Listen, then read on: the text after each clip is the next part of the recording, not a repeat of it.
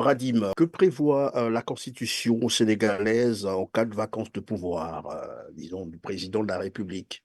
Mais naturellement, la nature a horreur du vide. Si le président démissionne, c'est le président de l'Assemblée nationale qui doit le remplacer et au bout de 3 mois, il doit convoquer des élections présidentielles.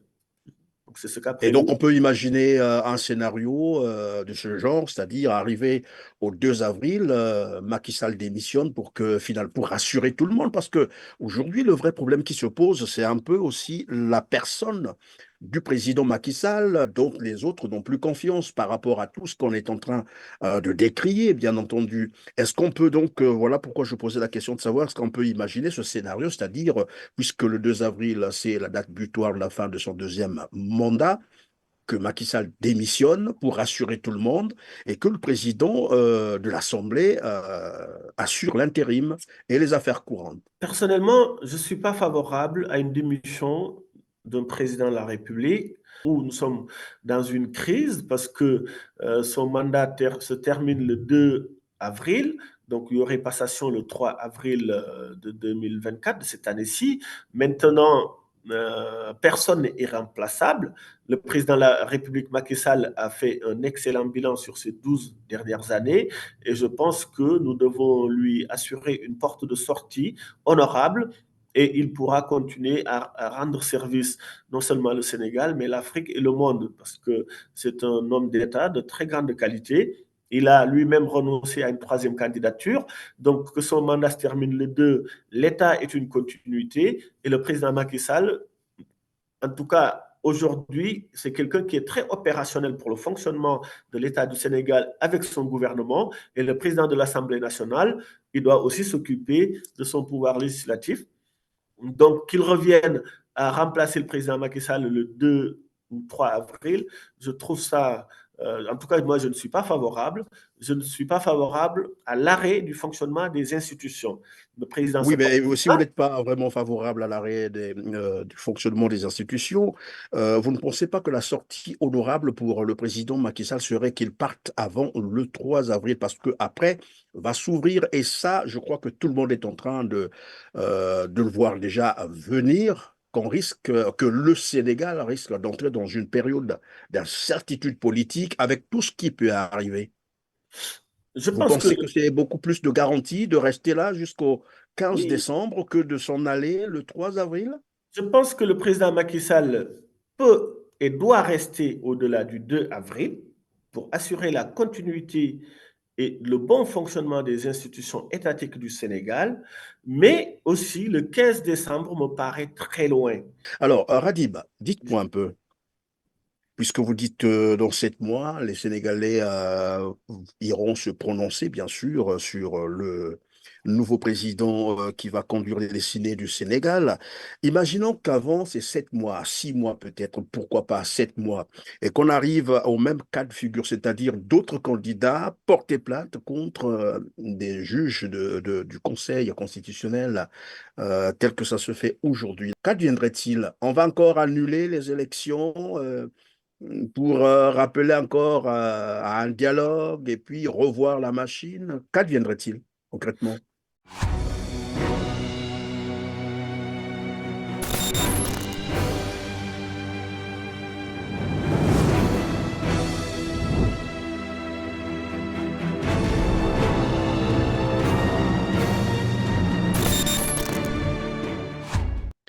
Mesdames, Messieurs, bonjour. Ravi de vous retrouver sur TLR TV7. Merci de votre fidélité. Vous le savez tous ou presque, il y a pratiquement une semaine, notamment le 3 février dernier, le président Macky Sall prenait une décision inédite d'annuler la présidentielle du 25 février 2024 à quelques 24 heures du lancement de la campagne de celle-ci. Disons mieux, un report s'inédié.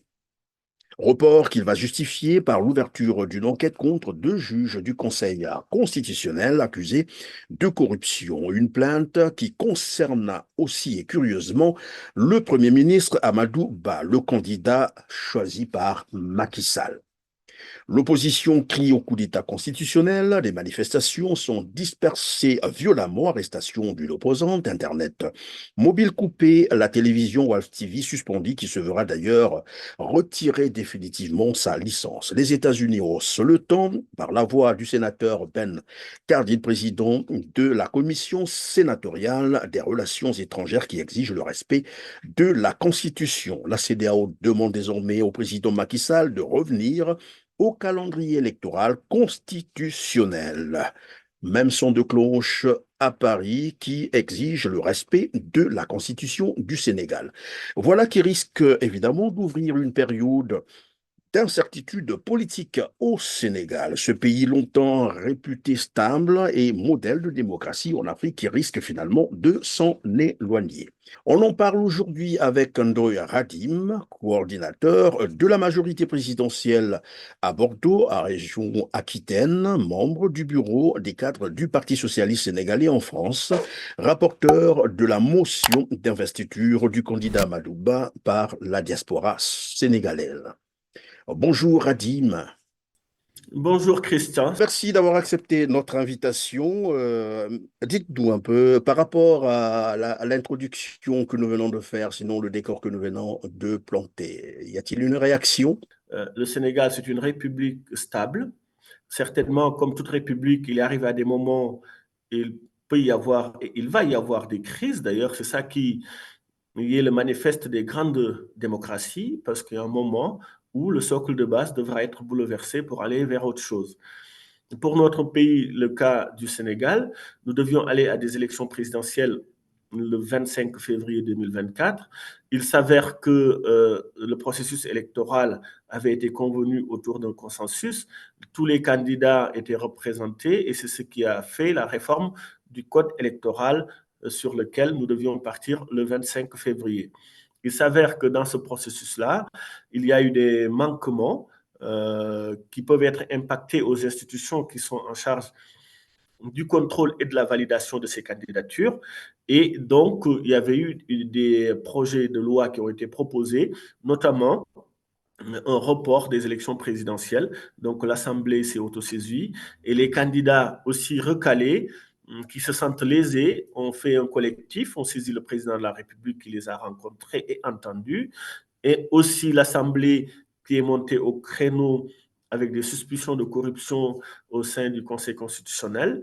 Donc, avec tous ces malentendus-là, pour avoir une élection libre, transparente et inclusive et qui ne souffrira d'aucune contestation le jour du scrutin, le président de la République, garant du bon fonctionnement des institutions, a jugé nécessaire de faire pause pour que tout ceci soit éclairé et que le prochain président soit réélu avec une victoire claire, nette et incontestable.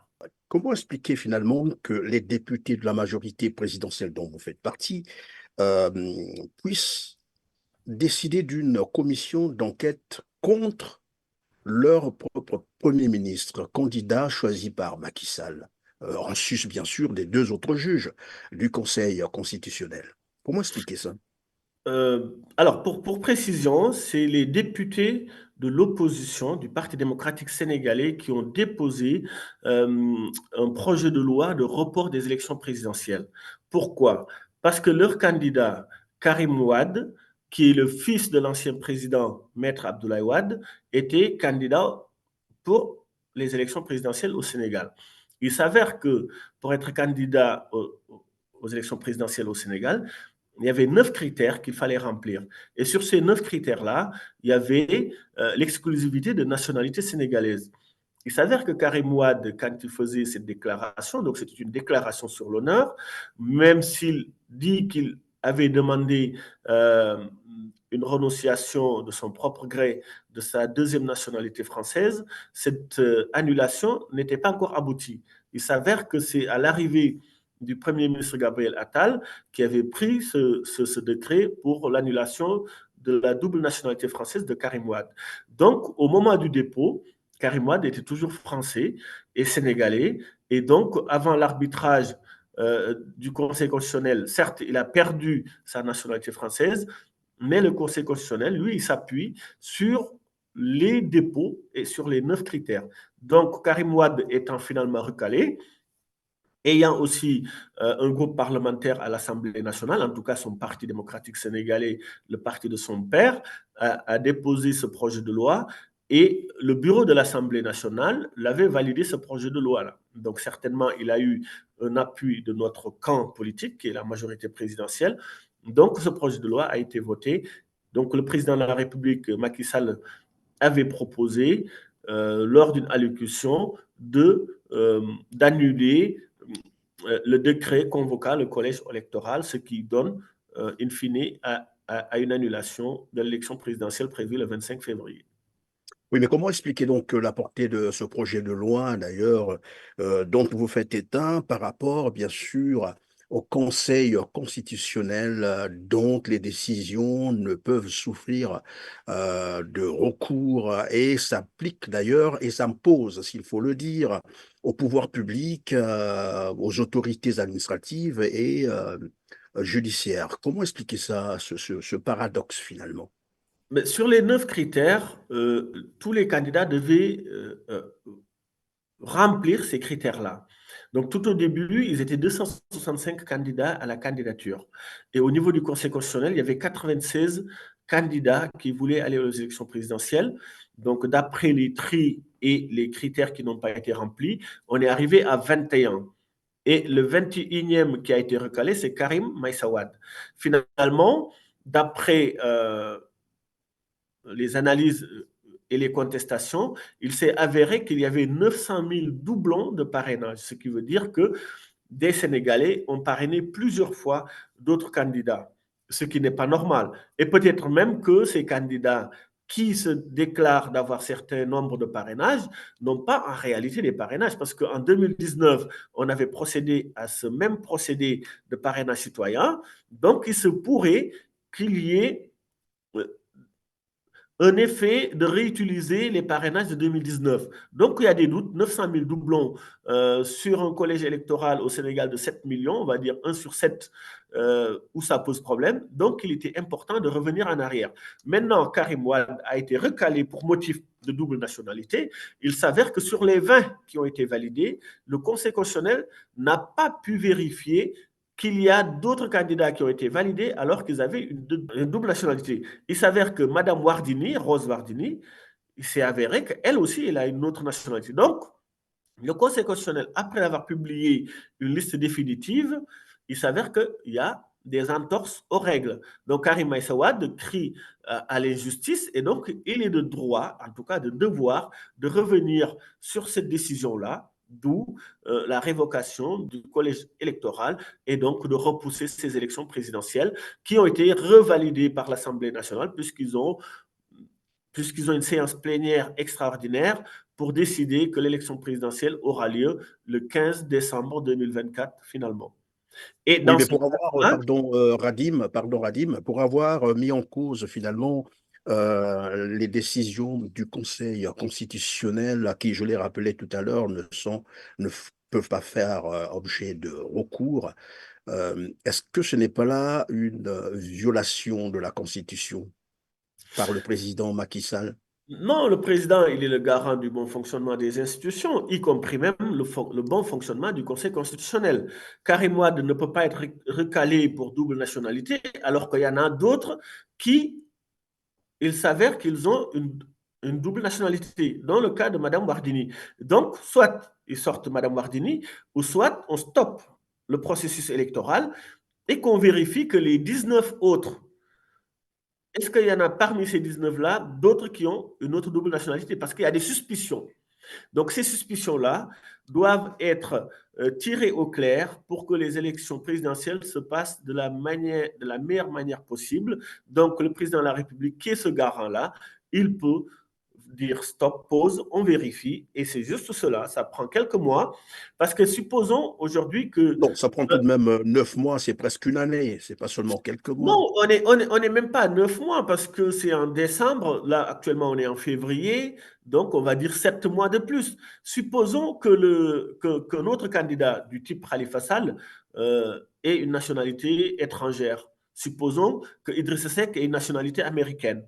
Supposons que d'autres personnes ont d'autres nationalités. Donc, finalement, le jeu est faussé. Maintenant, ce temps de pause va pouvoir permettre au Conseil constitutionnel et au service de l'État de pouvoir vérifier qui a une double nationalité et auquel cas est-ce qu'il doit être sorti. Maintenant, cette notion de double nationalité va revenir sur la table parce que le président il a appelé à un dialogue et ce dialogue-là va permettre de redéfinir les termes de référence de discussion ou pourquoi pas qui peut aller à ces élections présidentielles-là et dans quelles conditions. Et s'il y a un accord qui est trouvé, la date va être respectée le 15 décembre, mais pour moi, le 15 décembre, même si c'est dans 7 mois, c'est encore très loin. Et je pense que le président doit prendre la main, convoquer le président du Conseil constitutionnel ainsi que le président de l'Assemblée nationale, puisque c'est ces deux institutions-là où il y a une crise majeure, de trouver un terrain d'entente. Et après, le dialogue national va bonifier cet échange-là. Et dans ce cas, on va réadopter un nouveau code de procédure, en tout cas pour élire notre président du Sénégal ou notre présidente du Sénégal. Et que Est-ce que vous êtes en train de dire, pardon, vous êtes en train de dire que la procédure, toute la procédure sera remise à zéro, c'est ça, c'est-à-dire on reprend toute la procédure, d'abord des candidats, hein, parce que là, il y a aussi un problème de parrainage, comme vous venez de le souligner, apparemment, qui a été pointé du doigt. Désormais, il faudrait privilégier les parrainages par les parlementaires, c'est ce qu'on a pu entendre. Cela veut dire qu'on remet tout en cause et qu'on reprend la procédure à zéro. Et à ce moment-là, la question va se poser. Karim Wade, pour avoir évidemment n'avoir pas dit la vérité sur sa double nationalité, sera-t-il cette fois-ci euh, accepté ou validé comme candidat à la présidentielle? je pense que les 9 critères qui avaient été adoptés, on peut rester sur ces 9 critères-là. Mais on peut mettre cette commission parlementaire qui pourrait permettre de vérifier que les candidats qui ont été validés par le Conseil constitutionnel remplissent bien ces 9 critères. Je pense que c'est un socle de base sur lequel on était déjà d'accord. Oui, ça Et veut dire on reprend tout à zéro. je pense qu'il faut vérifier. Les 9 critères sont des critères de base sur lesquels tout le monde était d'accord. Je pense que y revenir, ce serait un éternel recommencement, donc ça va être une perte de temps énorme. Et aujourd'hui, tous les Sénégalais sont très motivés, très enthousiastes d'aller à une élection présidentielle parce que le président Macky Sall a servi 12 ans et je pense que 12 ans, c'est déjà très bien et il a fait un excellent bilan. Donc, il est temps qu'il passe la main à quelqu'un d'autre, d'où notre majorité présidentielle a trouvé dans la candidature de Amadouba pour l'investir en tant que non seulement Premier ministre, mais avec son parcours d'homme d'État qu'il a pu démontrer, de lui faire confiance. D'ailleurs, cette confiance a été confirmée par tous les congrès des partis qui l'ont investi en tant que leur candidat, mais aussi en tant que candidat de la grande coalition. Donc, sur ce point-là, nous tous, nous sommes d'accord.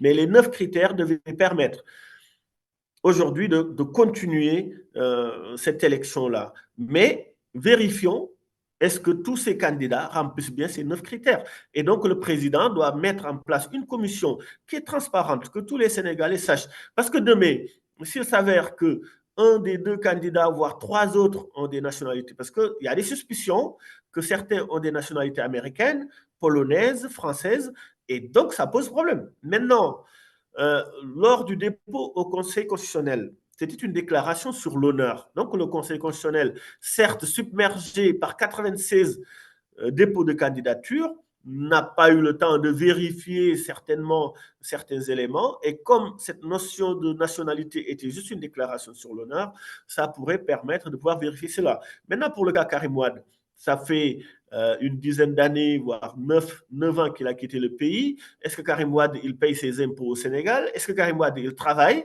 Donc, on n'en sait rien. Karim Wade, personnellement, je trouve que arrêter le processus pour un candidat qui ne vit pas au Sénégal, qui même quand le Sénégal a des difficultés, ne revient même pas au Sénégal pour se battre. D'ailleurs, si je fais le comparatif avec avec l'avocat de Sonko, même s'il était interdit au Sénégal, il a trouvé des subterfuges pour entrer au Sénégal pour défendre son client.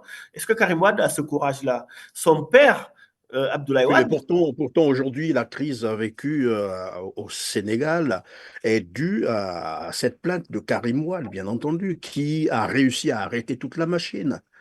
C'est ça qui est regrettable parce qu'aujourd'hui, c'est la République qui se sent lésée et donc les Sénégalais doivent défendre cette République-là et ne pas sombrer dans le chaos parce que même si l'élection est reportée, nous ne devons pas rentrer dans ces violences qui consisteraient à faire des dégradations des biens publics ou privés et que tôt ou tard, on se retrouvera autour de la table de discussion. Et je pense que le Sénégal est un pays de dialogue.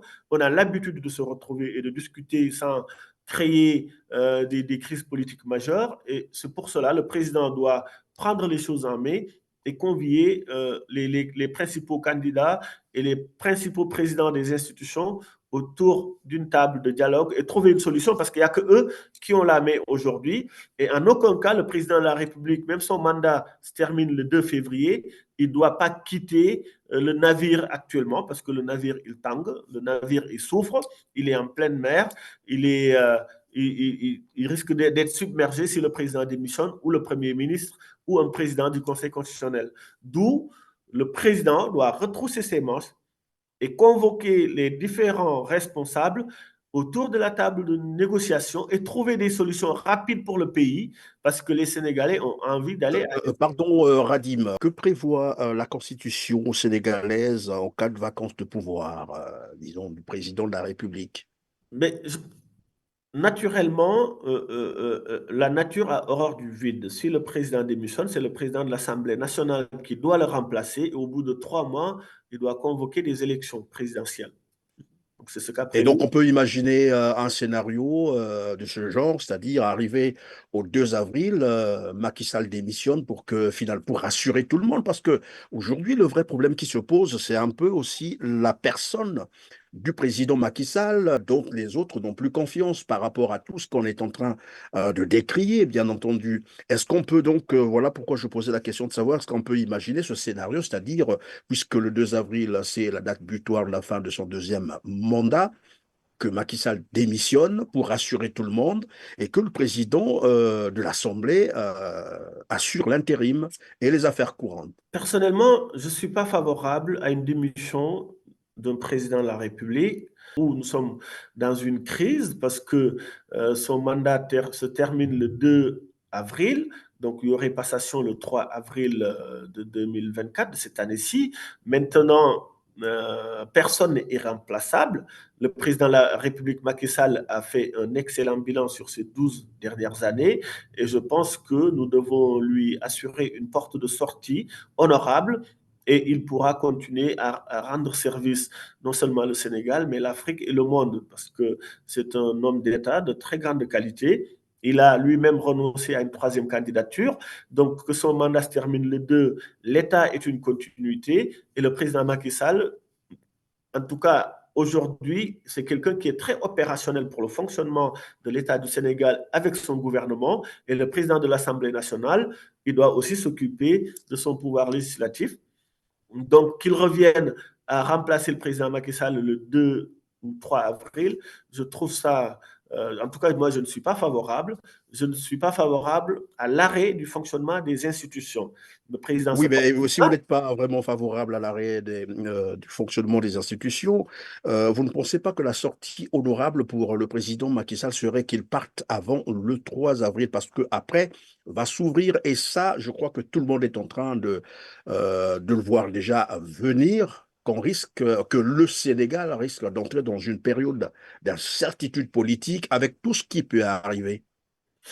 Je Vous pense que pensez que c'est beaucoup plus de garantie de rester là jusqu'au 15 oui, décembre que de s'en aller le 3 avril? je pense que le président Macky Sall peut et doit rester au-delà du 2 avril pour assurer la continuité et le bon fonctionnement des institutions étatiques du Sénégal, mais aussi le 15 décembre me paraît très loin pour deux raisons. Le président Macky Sall, il n'est pas candidat. Il peut garantir que le jeu électoral se passe dans les meilleures conditions, même si, malgré tout, il reste un citoyen sénégalais, il a le droit d'avoir une préférence pour un candidat, dont notamment notre candidat Amadouba. mais aussi, vu que son mandat devait se terminer le 2 avril, qu'on ne le proroge pas, même si on proroge jusqu'au 15 décembre, ça laisse le temps de la discussion et de la négociation. Et ceci, il permettrait de pouvoir convier tous les acteurs à une discussion sereine et apaisée pour trouver la meilleure solution pour notre pays. Parce que si le pays tombe dans le chaos, ben, le président Macky Sall, il a déjà fait son boulot. Certainement, étant le garant du bon fonctionnement des institutions, il y a un contrôle ou des manquements notables sur les institutions, certainement au niveau du Conseil constitutionnel, parce qu'il y a des suspicions de corruption qui ne sont même pas avérées. Lui-même, peut-être par son pouvoir de délégation, il n'a pas eu le temps de tout contrôler, tout vérifier, puisqu'il est en fin de mandat. Donc, comme vous le savez, quand vous êtes en fin de mandat, vous perdez davantage de pouvoir sur les institutions et donc c'est une période de fragilité étatique que certainement certains responsables en ont profité pour mettre à mal nos institutions et ce qui est déplorable. Maintenant, il n'a pas perdu la main et je pense que d'ici le 2 avril, c'est trop tard pour régler tous ces problèmes-là. L'Assemblée nationale, à la majorité des 3/5, ont voté pour lui rallonger son mandat jusqu'au 15 décembre. Maintenant, à lui, à charge de trouver Oui, mais si meilleure on peut rester, on peut s'arrêter un instant à ce niveau-là. Vous parlez de ce projet de loi qui rallonge le mandat au 15 décembre prochain. Quelle légitimité donnez-vous à ce projet de loi qui a été voté dans les conditions que tout le monde connaît, notamment l'évacuation de la salle de manière manu militari des députés de l'opposition, son débat, et voilà, on a voté ce projet de loi. Quelle légitimité pour ce projet de loi? Dans une assemblée nationale, le président de l'assemblée, c'est lui qui a le rôle de police des débats. Donc, s'il y a des débats, c'est lui qui doit garantir que tout le monde puisse s'exprimer euh, sans souci de sécurité et que les camarades députés puissent écouter euh, les propositions ou bien l'adversité idéologique en tout cas la contradictoire de ses camarades. Maintenant, il s'avère qu'au moment des débats et avant le vote, les députés de l'Assemblée nationale, en tout cas le flanc de l'opposition radicale, qui ne sont même pas une opposition républicaine, parce qu'on les a vus monter sur les tables, casser des micros, et même il y a eu des tentatives de bagarre, ce qui est indigne de la représentation du Et peuple. c'est ce qui justifierait également l'arrestation d'un député qui, normalement, jouit d'une immunité parlementaire. Oui, mais Madame, vous avez des droits, mais vous avez aussi des devoirs. Quand vous êtes un député de l'Assemblée nationale, vous n'avez pas tous les droits. Vous devez vous tenir correct, montrer l'exemplarité. Être député à l'Assemblée, c'est des débats. Normalement, on ne doit pas arriver à une violence verbale et encore pire, une violence physique. Donc, le président de l'Assemblée, qui doit être le garant de la police des débats, si cette sécurité-là ne peut pas se faire et qu'eux-mêmes, ils ne peuvent pas continuer à faire leurs travaux, il est normal qu'il appelle la gendarmerie et la police, qui sont les forces de l'ordre, pour pouvoir asseoir la sécurité et la tranquillité au sein de l'Assemblée. Maintenant, les autres qui sont de oui, Yehui mais donc, à ce niveau-là, il fallait probablement suspendre juste la session pour essayer d'attendre que chacun se remette un peu, comme qui dirait, reprenne un peu ses esprits et puis continue le débat, que déjà l'acte ou le geste de faire intervenir une gendarmerie qui sort, donc qui évacue les députés, on sait bien qu'ils jouissent d'une humilité parlementaire, qu'on fait donc évacuer manu militari, les images existent, on n'a pas besoin de les remettre ici, et finalement faire voter un projet de loi dans ces conditions-là, je crois qu'il y a un problème. Non, l'Assemblée, lors des débats, ça a été suspendu à deux reprises. En tout cas, de ce que j'ai suivi déjà, je peux confirmer qu'à deux reprises, ça a été suspendu. Il y avait même un de nos anciens camarades du Parti socialiste, Sanou Dione, qui avait fait un malaise, qui a été évacué. Donc, c'était devenu insoutenable. Alors, à la troisième tentative, c'était normal, à mon avis, que le président de l'Assemblée prenne ses responsabilités et de faire appel aux forces de l'ordre pour qu'ils puissent garantir la sécurité. Et par contre, Et si, faire voter le projet de loi dans ces conditions-là. dans tous les cas, c'est les députés qui ont la souveraineté, qui sont la représentation du peuple. Donc, ils ont cette légitimité-là. Donc, s'ils sont en séance plénière extraordinaire, parce que le jour J, j'ai pu discuter avec tous les députés de notre parti socialiste. J'ai pu échanger avec eux. Je connaissais leur position. J'ai pu échanger avec nos ministres qui sont dans le gouvernement, y compris Madame la secrétaire générale et d'autres responsables de notre parti. J'ai transmis mon point de vue en tant que militant et responsable au sein du Parti socialiste. Maintenant, à l'intérieur, à chaud, eux, ils sont plus aux faits et gestes de ce qui se passe au sein de l'Assemblée nationale. Mais dans tous les cas, nous avons déjà observé de par le monde des assemblées où il y a eu des bagarres à l'intérieur, ou même il y a des tentatives de mettre le feu à l'Assemblée. Donc ça, c'est arrivé partout dans le monde. Maintenant, le Sénégal n'est pas exempt. Certainement, on nous connaît une certaine exemplarité et donc cette temporalité-là, on vient de le perdre certainement parce qu'il y a une crise, mais cette crise doit nous permettre de s'en sortir grandi. Maintenant, si une décision exceptionnelle doit être prise et qu'il y a des tensions, cette violence-là, d'ailleurs, vous vous souvenez, il y avait récemment 2 députés qui étaient arrêtés parce qu'ils avaient tapé une femme à l'Assemblée nationale, alors que cette femme avait juste pris des propos qui étaient en désaccord avec peut-être leurs valeurs religieuses ou autres, mais ils sont allés le violenter, et d'ailleurs, c'était la une de toutes les chaînes du monde. Donc, on a une opposition qui n'est pas républicaine. Une opposition qui ne pense qu'à la violence, à l'appel à l'insurrection, à la désobéissance civile. Donc, au sein de l'Assemblée, eux-mêmes qui portent ce type de discours-là, ils le font à l'Assemblée. Et donc, le président de l'Assemblée, c'est son droit et son devoir de garantir la police des débats et donc de les faire évacuer s'ils ne peuvent pas retourner à leur place et accepter qu'il y ait le débat et le vote. Et en plus, c'était diffusé sur toutes les chaînes. Donc, tout le monde suivait, que ce soit la diaspora ou au niveau national, tout le monde suivait. Donc, ils pouvaient donner leur point de vue sur les 3 minutes ou 5 minutes qui les étaient accordées par élu, relever les dysfonctionnements, faire leurs propositions et ainsi ils pourront voter sereinement, ainsi que le vote pourra être clair pour tout le monde et on aurait su qui a voté pour, qui est contre et qui s'est abstenu. Moi, au sein du Parti socialiste, ce que j'ai demandé à nos camarades députés, les 5 d'ailleurs, je les ai demandé de s'abstenir pour montrer que c'est la République qui est prioritaire avant le parti. Mais pour faire la République, je choisirai le parti. Mais là, la République est en danger et en souffrance. On devrait, à mon avis, soit s'abstenir, soit voter. Voter pour permettre de trouver des solutions. S'abstenir pour montrer au président de la République que l'État ne doit pas arriver à ce type de crise, surtout une élection présidentielle, à ce niveau où on devait être à la veille pour démarrer la campagne électorale. Le président, qui est le garant du bon fonctionnement des institutions, doit s'assurer et vérifier en permanence que tout fonctionne, même s'il doit déléguer et faire confiance. Mais la Oui, mais confiance, dans le cas actuel, par exemple, pardon, dans le cas précis, tout le monde dit qu'il n'y a pas de crise dans les institutions au Sénégal.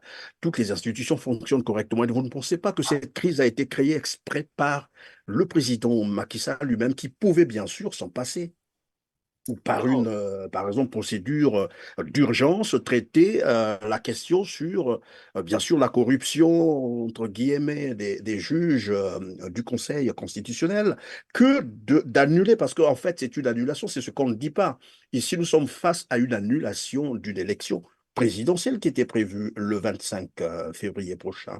tout à Est-ce fait. que le président Macky Sall n'avait pas d'autres alternatives que d'arrêter la démocratie? Enfin, permettez, c'est un lapsus, que d'arrêter en fait la bonne marche de la constitution, j'allais dire, du Sénégal. Non, à la source de toute chose, il y a une cause. Et donc, ici, c'est la cause qu'on devrait chercher. Et la cause a été dite par beaucoup de candidats. Parce que sur les 96 candidats à l'élection présidentielle, il y avait 21 qui ont été retenus et finalement, sur les 21, c'était 20 qui étaient retenus. Donc, il y a un collège de candidats à la candidature qui ont décrié le processus, qui, qui Vous faites allusion à la plainte? Oui, il y a la plainte. Et d'ailleurs, leur collectif, ils l'ont nommé les candidats spoliés. Parce que pour eux, ils disent qu'ils ont le droit, ils ont rempli tous les critères et qu'il se trouve que le rejet n'est pas justifié. En tout cas, les motivations que le Conseil constitutionnel les a délivrées n'étaient pas satisfaisantes pour eux. Et d'où le recours qu'ils peuvent faire, puisqu'ils ne pouvaient pas demander au Conseil constitutionnel de revenir sur cette décision, c'était le président de la République qui pouvait avoir la main. Après cela, il y a le cas Karim Wade. Après cela, il y a le cas Madame Rose Wardini. Donc, ça commence à faire beaucoup. Et le président de la République, garant du bon fonctionnement des institutions, peut demander, peut révoquer son décret qui faisait appel à une élection présidentielle le 25 février. Donc, c'est une vérification, ce n'est pas réellement une crise. Au Sénégal, aujourd'hui, les gens circulent librement, sereinement. L'activité économique continue, les services de maintien de l'ordre garantissent cela. On ne connaît plus depuis l'arrestation de Ousmane Sonko, toutes ces violences qu'on avait connues et qui entraînent des morts, parce que ce qui est plus important, c'est qu'il y ait zéro mort, la vie d'un humain, et dans le cas d'espèce, notre pays, le cas du Sénégal, aucune crise politique ne doit entraîner qu'il y ait des décès d'hommes ou de femmes. Nous pouvons nous retrouver à une discussion et on va s'entendre et on est capable de le faire. On l'a déjà démontré à plusieurs reprises. Et actuellement, moi, je demanderais qu'il n'y ait pas une ingérence extérieure parce que nous sommes un pays pétrolier et gazier à devenir. Donc, nous sommes la proie certaine pour d'autres intérêts à d'autres groupements forcément, et nous devons calmer nos instincts de frustrés qui peut nous amener à une certaine sauvagerie qui sera regrettable. Parce que dans tous les cas, même si on rentre dans une certaine violence, on serait obligé de revenir à des discussions.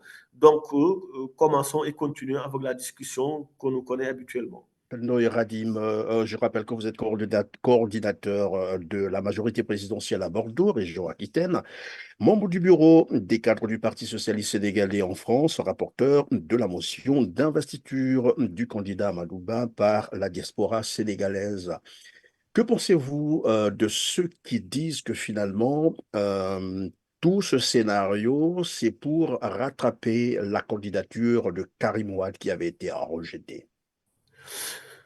Bon, ce qui est déplorable pour le cas Karim Wade et ce que je venais de dire tout à l'heure, c'est que le Parti démocratique sénégalais, finalement, ce n'est même pas un parti. Parce que son père, Abdoulaye Wade, qui avait créé ce parti-là, se battait tout le temps pour venir au Sénégal, défendre les intérêts des Sénégalais. Aujourd'hui, ce parti, c'est un parti qui est hérité par son fils, et donc, d'ailleurs, on doit enlever le mot démocratique. Et et Karim Wade, ça fait presque une décennie qu'il vit plus au Sénégal. On ne sait pas de quoi il est nourri, on ne sait pas quel type d'impôt il paye, est-ce qu'il le paye au Sénégal ou pas. Donc, je pense que son souci premier n'est pas du tout les Sénégalais. Est-ce qu'il y a des lobbies derrière lui? Je ne l'accuse pas, hein, mais c'est des interrogations qui sont légitimes. Maintenant, arriver. C'est pas non plus une manière pour vous de défendre de manière subtile un peu votre candidat Amadouba, c'est ça? Non, Amadouba, il est d'exclusivité de nationalité sénégalaise. C'est un haut fonctionnaire de l'État du Sénégal, euh, un inspecteur des impôts, directeur général des impôts et domaines, ministre de l'économie et des finances, ancien ministre des Affaires étrangères, député à l'Assemblée nationale, premier ministre actuel de l'État du Sénégal et qui a eu la confiance de tous les chefs de partis qui composent la majorité présidentielle. Donc, Oui, mais malheureusement, tout cela ne garantit pas un bon sondage pour lui. C'est ce qui ressort, en fait. Malgré tout, ce que vous venez de décrire, cela ne lui garantit pas des bons sondages. Je crois qu'il doit être, je crois, c'est pas, on parle autour de 25 ou. Et ce qui aurait finalement poussé le président Macky Sall à rétro-pédaler pour regarder comment rattraper à notre candidat pour... Non, les sondages, c'est une séance certainement, mais il y a beaucoup de spéculation dans ces sondages-là. Le Sénégal autorise les sondages, mais n'autorise pas qu'on les diffuse. Et en tout cas, moi j'ai eu l'occasion d'en parler avec un ministre actuel dans le gouvernement, et donc eux, les sondages qu'ils ont nous donnent 56% au premier tour, et même si second tour il y avait, l'opposition républicaine n'irait pas avec le clan de l'ex-Pastef Sonko.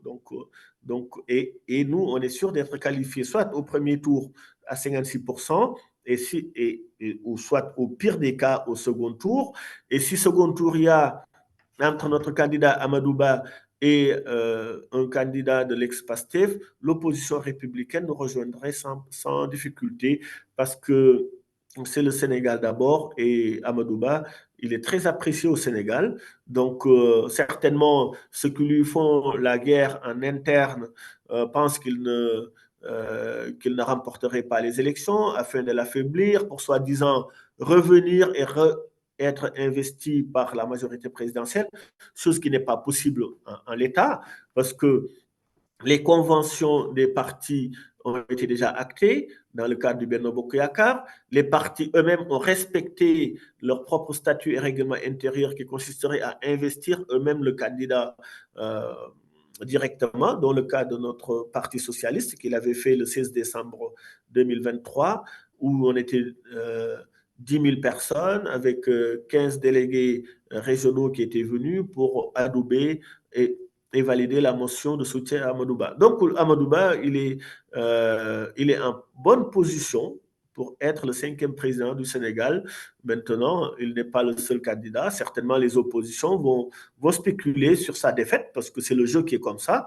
Comme nous aussi, nous spéculons pour dire que l'opposition ne représente pas la majorité des Sénégalais. Sur le compte rendu, bien sûr, du dernier Conseil des ministres qui a eu lieu le 7 février, notamment mercredi dernier, là, curieusement, le président Macky Sall a encore, disons, encouragé son Premier ministre, l'a gardé, alors que maintenant il est visé par une plainte. Pourquoi ne l'a-t-il pas démis, carrément? Puisque le problème se pose aussi au niveau de cette plainte, et c'est ce qui semble un peu arrêter la machine aujourd'hui. Non, je pense que la présomption d'innocence, c'est quelque chose qu'on doit veiller, parce que porter plainte ne veut pas dire avoir Oui, mais il y a raison. déjà une enquête qui se mène là.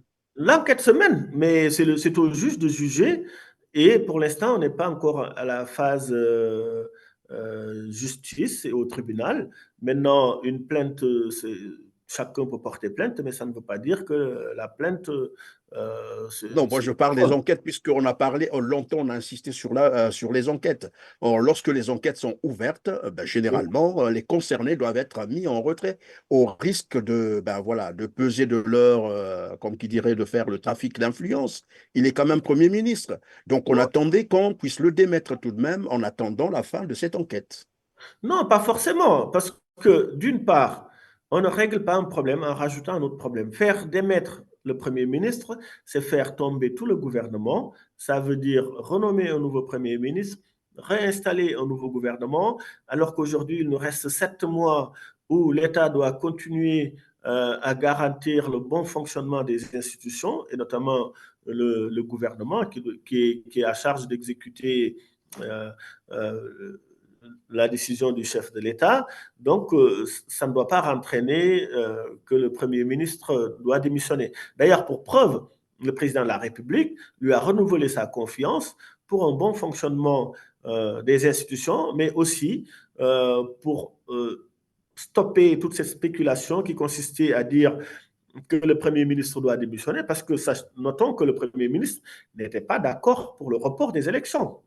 Donc, le Sénégal, nous sommes des hommes libres et de bonne mœurs. On a le droit de dire notre point de vue à haut niveau, même si on est le Premier ministre à son président de la République. Mais il revient au président de la République de prendre la décision, et le Premier ministre doit remplir sa mission, qui est d'une part d'avoir la confiance du président de la République, mais aussi de faire fonctionner un gouvernement, et que l'État du Sénégal a beaucoup d'engagements de par nos partenaires bilatéraux. Il concerne aussi les investisseurs, mais aussi les locaux qui ont besoin de quiétude, de stabilité et que l'État fonctionne normalement. Maintenant, une plainte, ça ne veut pas dire que la personne est condamnée d'avance, sinon personne ne travaillerait plus. Non, je n'ai pas parlé de condamnation, mais je parle de l'ouverture d'une enquête qui concerne également le Premier ministre Amadou Ba. Alors, Radib, dites-moi un peu, puisque vous dites dans 7 mois, les Sénégalais iront se prononcer, bien sûr, sur le nouveau président qui va conduire les destinées du Sénégal. Imaginons qu'avant ces 7 mois, 6 mois peut-être, pourquoi pas 7 mois, et qu'on arrive au même cas de figure, c'est-à-dire d'autres candidats porter plainte contre des juges du Conseil constitutionnel tel que ça se fait aujourd'hui. Qu'adviendrait-il? On va encore annuler les élections pour rappeler encore à un dialogue et puis revoir la machine. Qu'adviendrait-il concrètement? C'est pour cela, le président de la République, à mon avis, doit se retrousser les manches. Il le fait déjà, mais accélérer la situation et cette procédure d'échange et de discussion avec les partenaires concernés. Aujourd'hui, ils sont 21 qualifiés. Sur ces 21-là, le dialogue peut se faire autour d'eux et qu'on vérifie d'une façon transparente, inclusive et qu'il n'y ait plus de doute. Sur ces 21, s'ils sont d'accord et qu'il y ait un accord collégial, ben, ils peuvent partir dessus. Maintenant, je pense que vous ne pouvez pas être dans un processus où vous êtes acteur euh, et signataire et que derrière, vous ressortez pour dire que vous portez plainte. Ce n'est plus crédible. Donc, l'État doit rester résilient. Notre capacité à avancer malgré les difficultés. C'est ce qu'on doit faire et je pense que l'État s'y attelle tous les jours. Maintenant, on a été surpris nous tous, hein, même si on soutient la majorité présidentielle. Les premiers mots qu'on pensait, c'était peut-être même une trahison au premier abord. Mais après, les informations commencent à venir et je pense que les Sénégalais, d'ici peu, quand le président Macky Sall ne sera plus président et écrira ses mémoires, on se rendra compte que lui-même, il vit des moments difficiles, mais pour l'intérêt du Sénégal, il a pris ses décisions notoires et qu'il faudra saluer. Maintenant, pour qu'il y arrive, il a besoin de la confiance des gens qui l'ont accompagné sur ces 12 dernières années pour le renforcer pour l'intérêt du Sénégal, d'où la République doit rester debout et non sombrer dans le chaos. D'où notre groupe socialiste doit rester accompagner le président, mais tout en mettant une pression utile pour qu'on trouve des solutions rapidement, parce qu'on ne peut pas rester en léthargie dans cette crise-là et que devant les yeux du monde, on se retrouve en mauvaise position. Donc, c'est une situation qu'il faut rétablir et stopper rapidement, que ça nous serve de leçon pour l'avenir. Et pour cela, il faut prendre des actes forts qui permettent d'éviter qu'on y retombe. Et vous êtes en train de nous dire, malgré la pression grandissante au niveau, sur le plan international, mais aussi sur le plan national, puisqu'il y a la société civile qui venait de se retrouver en point de presse et qui s'organise pour une mobilisation générale pour faire reculer le président Macky Sall. Vous êtes en train de nous dire, malgré tout cela, le 2 avril, le président Macky Sall devra continuer, c'est-à-dire au-delà de son deuxième mandat, jusqu'au 15, disons, élection prévue pour le 15 décembre 2024. Et lorsqu'on sait également, et vous vous souviendrez bien entendu qu'en 2011, c'est bien cela, le président Macky Sall, c'est-à-dire, en fait, déclaré qu'il ne pourrait permettre à son prédécesseur de faire une seule minute de plus au pouvoir après son deuxième mandat, sous quelque prétexte que ce soit. Et il a même insisté, sous quelque prétexte que ce soit. Aujourd'hui, c'est lui qui se retrouve dans ce même cas de figure. Vous ne craignez pas entrer dans un engrenage beaucoup trop difficile, hein? Tout à fait. Je pense que l'histoire l'a rattrapé. Et quand il disait cela, c'était un opposant. Donc, il était dans son rôle de le dire. Et d'ailleurs, c'est ce même euh, type de propos qu'adopte l'opposition aujourd'hui. Donc, ils disent que sous aucun prétexte, l'élection présidentielle ne doit pas être déplacée au-delà du 25 février. Donc, ils s'inscrivent sur le même créneau que Macky Sall à l'époque de les élections de 2012. 12. Voilà, de 2012. Donc, c'est de bonne guerre, chacun joue son rôle. Maintenant, à l'époque, la situation de 2012 à 2024 n'est pas la même, parce qu'en 2012, il n'y avait pas ces suspicions de corruption. La majorité euh, parlementaire n'avait pas déposé une motion de report de l'élection présidentielle.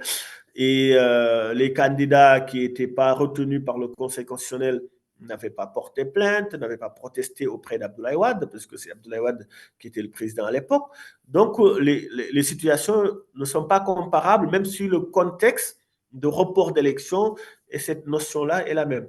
Maintenant, à ce moment-là, il n'était pas aux affaires. Il pouvait faire des propositions. Il était en pole position de gagner, alors que Wade voulait briguer et continuer d'être président ou bien de faire un débauchage monarchique. Oui, mais tout ça ne sont que des prétextes. Et lui, il disait, sous quelque prétexte que ce soit, quel que soit le prétexte, il n'admettait pas ça, il n'accepterait pas ça. Tout ce que vous êtes en train de dire, ben, on peut prendre ça pour des prétextes politiques, qui sait?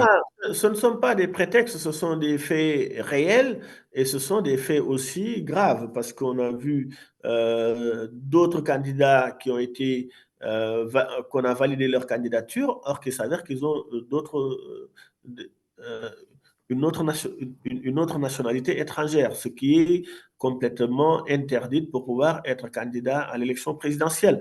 Donc, il y a déjà ça qu'on peut vérifier. Donc, est-ce que Mme Rose Wardini doit être rejetée? Est-ce qu'à 2 ou 3 jours des élections présidentielles, s'il s'avère d'ici là qu'il y en a un autre qui a une autre nationalité, donc ça posait des problèmes. D'où le temps de vérification. Et aujourd'hui, je ferai un appel à la société civile et aux acteurs politiques que nous tous, nous avons intérêt à ce que le Sénégal soit debout, que le Sénégal soit un pays de paix, de stabilité et de concorde. Aujourd'hui, bloquer le pays n'arrange personne. Bloquer le Pourvu pays. que, pourvu que, oui, pourvu que tout le monde comprenne ça comme ça. De toute façon, on serait obligé de revenir à la table de négociation. Donc, perdons pas du temps et allons à la table de négociation. On sait que même dans toutes les grandes démocraties, euh, ils connaissent des moments difficiles. Dernièrement, quand Joe Biden avait gagné les élections présidentielles des États-Unis en remplacement de Donald Trump, on a vu ceux qui ont envahi le Capitole. Il y avait eu cette formulation de coup d'État aux États-Unis.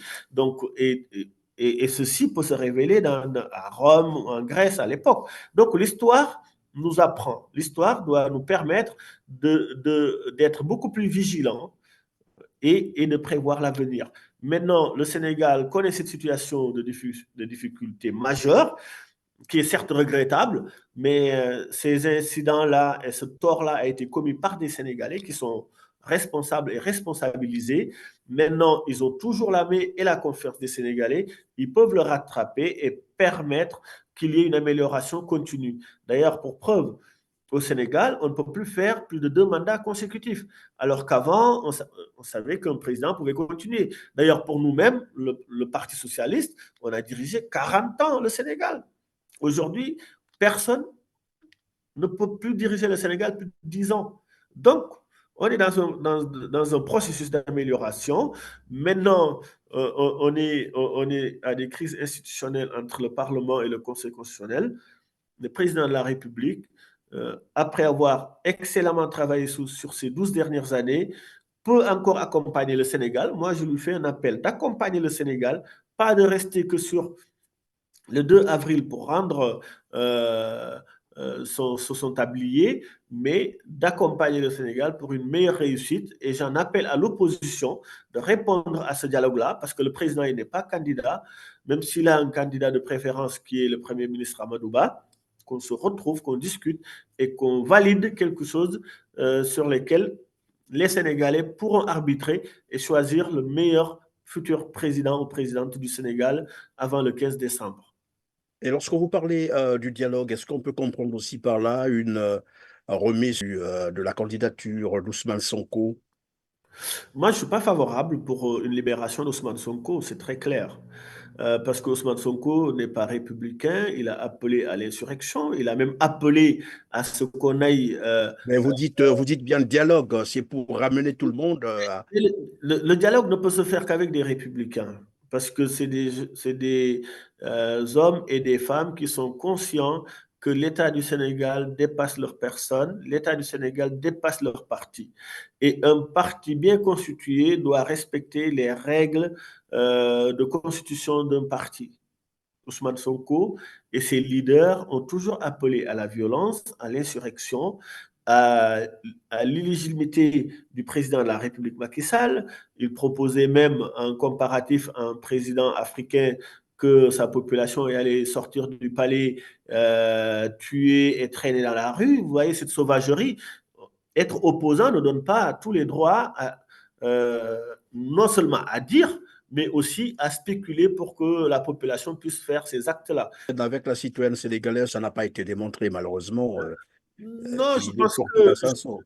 moi, je pense que ce problème-là aurait dû rester entre deux citoyens sénégalais, mais l'affaire a été politisée pour son intérêt, parce qu'il sait que euh, ça aurait dû être beaucoup plus Non, compliqué. plutôt contre son intérêt. Ça a été politisé contre son intérêt, puisque, bah, Lui, selon certains, oui, certains dirent, c'est qu'on a instrumentalisé en fait la situation pour l'éliminer, évidemment, qu'il ne soit pas candidat à la présidentielle dont on parle aujourd'hui. déjà, Parce que s'il sinon, était, à quoi tout le monde se posait déjà la question, pardonnez-moi de vous interrompre brutalement comme ça. On parlait des gens, les gens se posaient d'ailleurs la question à quoi ça ressemblait une condamnation pour corruption de la jeunesse. C'est tout le monde qui commençait à se poser la question à quoi ça ressemblait. Mais bref, le débat aujourd'hui ou l'entretien, ce n'est pas sur ces sujets. ouais, Donc, voilà pourquoi je posais la question de raison savoir pour si ce laquelle on ne n'est peut pas pas. là l'occasion de remettre aussi, puisqu'on parle d'apaisement Non, vous politique, est-ce savez, que ce n'est pas question de alors, remettre? ouais, alors, je pense que les politiques ne doivent pas être au-dessus de la loi. Alors, si un homme politique, parce que vous avez une certaine popularité, une certaine représentativité, vous avez commis des faits graves, vous êtes condamné parce que vous avez besoin de revenir dans le jeu politique, et donc on vous gracie pour que vous reveniez. Donc, dans ce cas, tous les criminels du pays, parce que on n'est pas un pays exempt de crimes et d'autres horreurs, vous n'avez qu'à créer votre parti politique pour être gracié. Donc, on ne peut Non, pas le. ce n'est pas. Non, non, non. Il faut que je Voilà. sois clair là-dessus, Radim, pardon. Voilà. Non, mais je suis Je suis d'accord un avec peu vous. précis. C'est, c'est, Permettez que je sois très clair là-dessus et précis.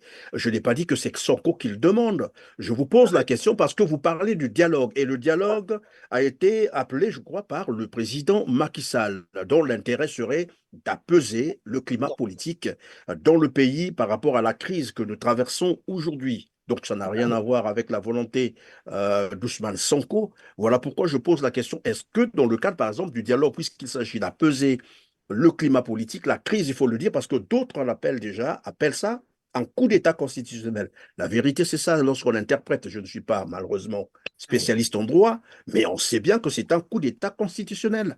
La Constitution a été violée ou est en train d'être violée pour certains. Donc, il y a une crise quand même aiguë, et pour régler cette crise, moi, je pense que lorsque vous parlez du dialogue, il faut prendre tout cela en compte. Vous savez, pour être candidat aux élections présidentielles, je pense que le premier critère devait être un homme ou une femme libre et de bonnes mœurs. Donc, si vous êtes un opposant politique et que vous êtes condamné, vous ne pouvez pas être gracié pour raison politique, parce que sinon, il n'y aurait plus l'état de droit. Maintenant, on a une vingtaine de candidats, ou 21 si Karim Wade revient dans le jeu, parce que maintenant, euh, il n'est plus de nationalité française et qu'il a rempli les critères de parrainage et Et j'espère. il avait été aussi condamné, non? Voilà, donc j'espère qu'il n'a pas d'autres condamnations qui pourront lui barrer la route, raison pour laquelle, autour de ces 21-là, le dialogue peut se constituer pour éclaircir cette situation, mais sans pour autant désavouer le Conseil constitutionnel. Eux-mêmes, ils doivent être. C'est pour cela que je proposais que le président de la République, le président du Conseil constitutionnel, le président de l'Assemblée nationale doivent se réunir, montrer que ces trois institutions, parce que l'État il fonctionne sur ces trois pieds-là, que c'est stable, que même s'il y a un malentendu, on est en train de trouver une solution et que les Sénégalais peuvent continuer à vaquer à leurs occupations. Il n'y a pas de détournement d'argent, il n'y a pas de crime, c'est juste une mésentente et un contrôle à faire. Et dans ce cas-là, il peut y avoir des manquements sur les contrôles et les gens, les 20 candidats à qui ils doivent prouver que les 9 critères, ils les remplissent, à ce moment-là, ils peuvent de nouveau le faire prévaloir et les Sénégalais seront au courant de tout et que tout reste transparent. Et après, les Sénégalais partiront un esprit libre pour aller voter et choisir leur candidat en toute sécurité et en toute sérénité, sans violence, parce que si la société civile appelle à manifester, certes c'est bien, parce que c'est une démocratie vivante, on peut ne pas être d'accord et le manifester, avoir le droit de manifester, de circuler, de défendre ses intérêts, mais sans violence, sans bloquer le pays, parce que sinon les forces de l'ordre sont obligées de faire leur travail. Et le président de la République doit prendre toutes les dispositions nécessaires pour que le Sénégal ne sombre pas dans le chaos. Et tous les partis de la coalition présidentielle, y compris le gouvernement actuel, leur responsabilité, c'est de tenir un Sénégal debout pour qu'on aille à des discussions sereines et apaisées et qu'on trouve la meilleure solution concordante. Certes, on ne fera pas de l'absolutisme parce que tous les 20 ne vont pas être d'accord, mais comme c'est un cas de démocratie, ils vont voter parmi les 20 ou 21. Après, je ne sais pas s'ils vont l'élargir aux guides religieux ou les chefs de culte ou d'autres. En tout cas, l'esprit, c'est d'apaiser la population sénégalaise. Maintenant qu'on aille dans ce concours-là, dans un esprit de fraternité, de trouver une solution et d'aller à des élections. Ce n'est pas très difficile à trouver. Mais le président doit rassurer les Sénégalais et se mettre le pied à l'étrier et agir.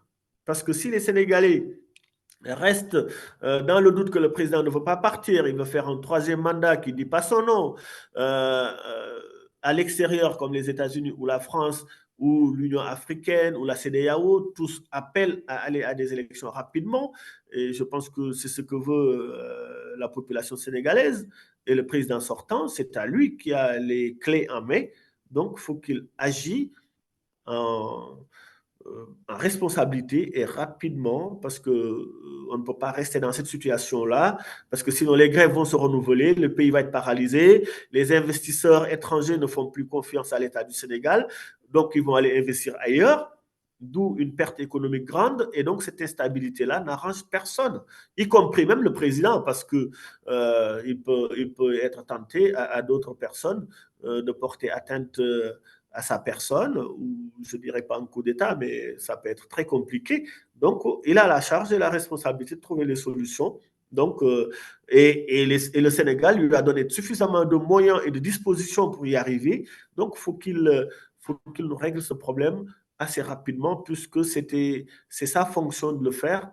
Et je n'ai pas de doute qu'il est à la hauteur de cette fonction-là. Je vais vous poser une dernière question. Si jamais la présidence, bien sûr, de Macky Sall est prorogée au-delà du 2 avril prochain, quelle interprétation constitutionnelle en donnez-vous? Mais c'est un président de la République, parce qu'il faut toujours un président de la République. L'Assemblée nationale, la représentation du peuple, lui a prorogé son mandat jusqu'au 15 décembre. Donc, on continuera à l'appeler le président de la République du Sénégal. Et Constitutionnellement, c'est normal. constitutionnellement, c'est exceptionnel. Mais quand c'est exceptionnel, c'est du provisoire. Et ce qui est provisoire, c'est normal sur un temps court. Mais ce n'est pas ce que souhaite le président lui-même, ni les Sénégalais, ni nous qui le soutenons. Mais à situation exceptionnelle, mesure exceptionnelle. Donc, le fait qu'on soit dans une crise ne doit pas nous faire oublier tout ce qu'a fait le président Macky Sall jusqu'à maintenant.